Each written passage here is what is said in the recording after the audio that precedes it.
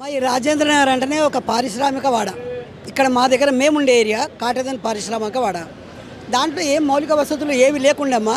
అన్నగారు ఎమ్మెల్యే గారు అయినాక ఇక్కడ మాకు తాగునీటికి మేము 4 కిలోమీటర్లు పోయేది వాటర్ తాగడానికి తెచ్చుకోవడానికి. అక్కడ నల్లాలను మొత్తం మా దగ్గర ఏర్పాటు చేసిండు. అలాగే రోడ్లు వేపియడము అన్నీ మా దగ్గర జీవన ప్రమాణాలకు ఏదైతే మనకు అక్కరొచ్చే ఉన్నావో అన్ని వసతులు కూడా కల్పించండమ్మా. ఈ అన్న ఇప్పుడు చేసినటువంటి ఇంతవరకు ఒక 3 సార్లు ఎమ్మెల్యే ఉన్నప్పుడు ఇప్పుడు మా దగ్గర మాత్రం 99% అంటే 99% కూడా మాకు మౌలిక వసతులన్నీ కల్పించండు.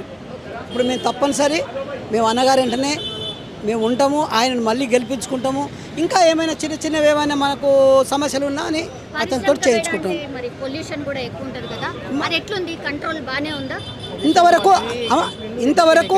ఇంతవరకు చాలా ఉండమ్మా. మేము తెల్ల బట్టలు అక్కడ ఆరేస్తే తెల్లటి రెక్కలు నల్లగయ్యేది. అటువంటి పరిస్థితి నుండి ఇప్పుడు పొల్యూషన్ ఉన్న కంపెనీలు మొత్తం బయటికి వెళ్ళిపోయినాయి. ఇప్పుడు ఏలాంటి మాకు ఆ వాతావరణ కాలుష్యం ఎలాంటి సమస్యలు లేవు.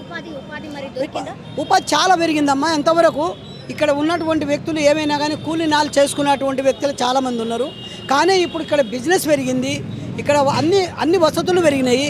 అందరు కూడా మంచి మంచి ఉద్యోగాలు చేసేటోళ్ళు కూడా ఇక్కడ వచ్చి ఇప్పుడు మన ఐటీ పార్క్ కూడా దగ్గరనే ఉంది. ఇక్కడ వచ్చి ఇక్కడికి వెళ్ళి రోజు అక్కడ వెళ్ళి రావడానికి కూడా వాళ్ళకి మంచి వసతులు ఉన్నాయని ఇక్కడంతా మంచి మా జీవన ప్రమాణాలు మంచి పెరిగినాయి. ఆయన దగ్గర ఉన్న మంచి గుణము ఎవరైనా మంచి శ్రీమంతుడే కావాలి అని అనుకోడు. ఎవరు బీద వ్యక్తి అటువంటిది నా ఇంట్లో ఈ కార్యం ఉంది అని అంటే తప్పనిసరి పోయి వస్తాడు. ఒక్కొక్కసారి ఏదైనా వివాహాలు పెండిళ్ళు ఉంటే కూడా ఒక 30-40 అయినా కానీ యాష్ట కొనుక్కుంటూ అటెండ్ చేస్తారమ్మా. ఒకరొకరు ఎప్పుడైనా సరే సగం రాత్రి మాకు ఏదైనా సమస్య ఉన్నది అంటే ఫోన్ చేసి అన్న అనగానే ఫోన్ ఎత్తాడు, ఆ సమస్యను మాకు తీరుస్తున్నాడు.